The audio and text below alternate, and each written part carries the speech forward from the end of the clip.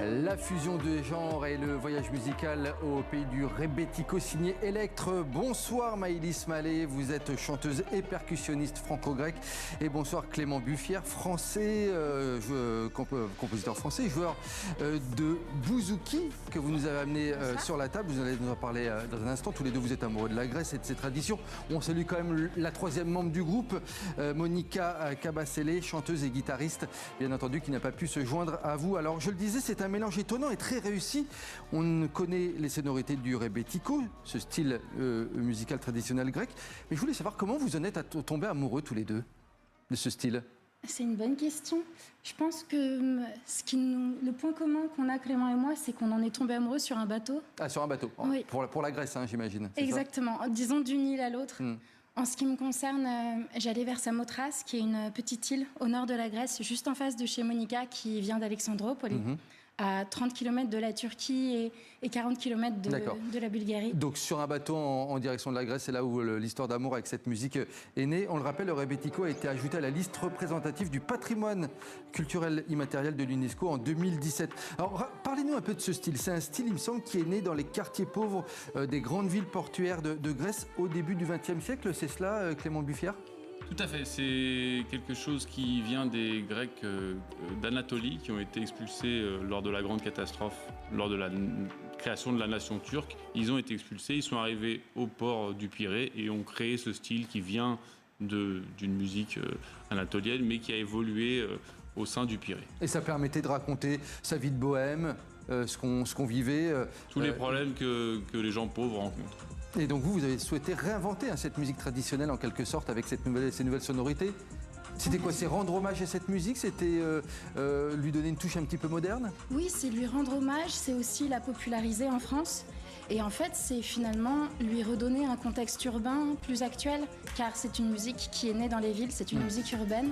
Et l'urbanité aujourd'hui, ça veut plus dire ce que ça voulait dire il y a un siècle. Alors vous y ajoutez de l'électro, de la trap, du hip-hop, vous mélangez tout ça dans un shaker grec et hop, ça fait un petit peu cette nouvelle version. Comment est-ce que justement on passe d'une musique traditionnelle à une musique très moderne justement? Vous partez de quelle base de musique? Vous commencez sur votre instrument et après on ajoute d'autres... Sur cet instrument, on fait ce qu'ont fait beaucoup de rappeurs souvent, on fait du sampling aussi.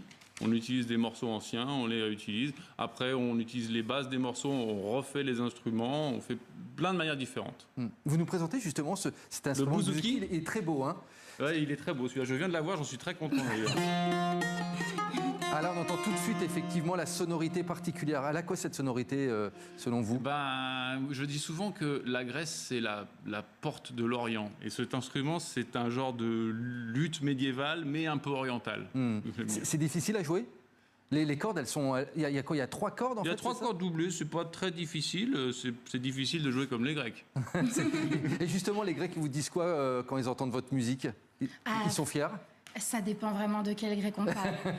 Il y en a qui adorent, qui dansent, et puis il y en a qui disent de toute façon, le rebetiko, ça a toujours été une musique de damnés. Ah oui. D'ailleurs, la danse, elle est obligatoire avec votre style musical. Hein. On le voit souvent sur vos réseaux sociaux. C'est tout de suite une grande parade dansante lors de vos concerts. C'est obligatoire. Absolument. Oui, ceux qui ne se lèvent pas finissent... En gage. Ils finissent cloués comme Prométhée, avec le foie à l'air et tout ça. On voit les images, hein, justement, là, que vous partagez régulièrement sur vos réseaux. Elle a un nom, cette danse, justement, cette danse traditionnelle? Cette danse, c'est une danse de trace. Et c'est Monica qui l'enseigne parce qu'elle est trachiote. Et quant au nom de la danse, même à Thrace, on ne sait pas quel est le nom de cette danse. C'est compliqué. Maëlys, Clément, j'avais une question. À quel moment donné vous vous êtes dit on se lance dans un trio musical pour faire référence à cette musique? À quel moment donné, plutôt que ça, à la place du hip-hop, de l'électro, quel moment donné vous êtes dit on y va? C'était après un concert où Maëlys nous avait invité Monica et moi sur scène pour faire un espèce de trio. Et les gens ont apprécié, on s'est dit qu'il fallait faire un groupe avec ça. En fait, les gens étaient fous, quoi. Ils nous ont dit, il faut absolument que vous fassiez ça. Et on s'est dit, bon, d'accord, on accepte. Bon. C'est la fin de ce 64 minutes. Malheureusement, demain, vous allez retrouver Estelle Martin pour la présentation de cette édition. Mais il faut que vous nous fassiez un petit morceau pour se quitter en musique avec vous. Je donne juste le nom de votre album qui s'appelle Néon. Electre, c'est à vous. On termine en musique cette édition. Merci.